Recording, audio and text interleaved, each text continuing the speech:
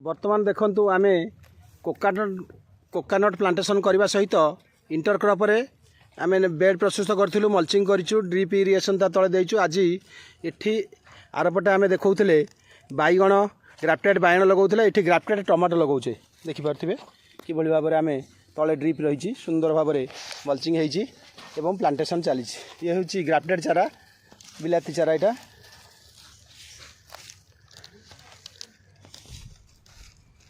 धन्यवाद।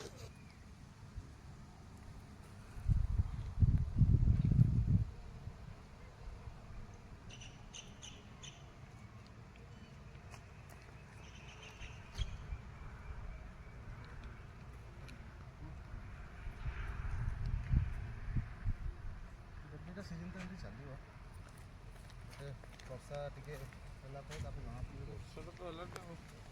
उठू भी देखा ना।